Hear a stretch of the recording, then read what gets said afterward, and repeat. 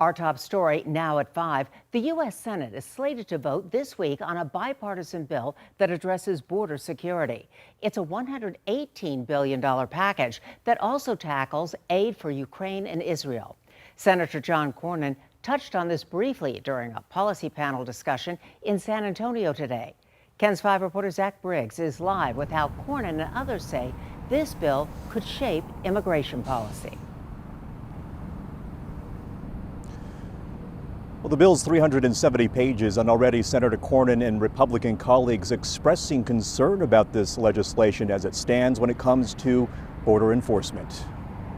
This is a job for the federal government, but when the federal government doesn't do its job, what are we supposed to do? The $118 billion package, already deemed dead on arrival by U.S. House Speaker Mike Johnson. The proposed bipartisan legislation combines providing aid to Ukraine and Israel with initiatives toward tackling immigration and border security. Texas is ground zero, as you know.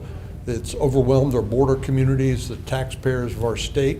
The governor's had to step in with National Guard and DPS officers. Senator John Cornyn, joined by fellow Republicans at a panel discussion downtown, expressed doubts about the bill in its current form. My biggest apprehension is that, given the fact that President Biden has not used the current laws that are in effect, I worry what he will do with this new set of proposals and whether it will actually make any difference in this humanitarian crisis. More than 5,000 daily border crossings in a week would grant the federal government the authority to deport migrants while stripping their ability to file for asylum. The bill would also allow officials to speed up the asylum process from years to 6 months.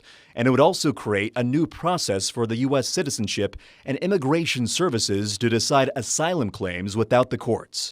I am proud, Leader McConnell and I, who disagree on many issues, have never worked so closely together on legislation as we did on this, because we both realized the gravity of the situation. Cornyn and colleagues still reading through the bill see the potential for this legislation to prove effective if passed. 300,000 people that crossed the border into the United States illegally in the month of December.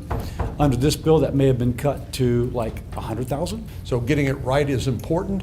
And that's what we're going to be asking ourselves. This is the right answer. Does it make it incrementally better than the status quo?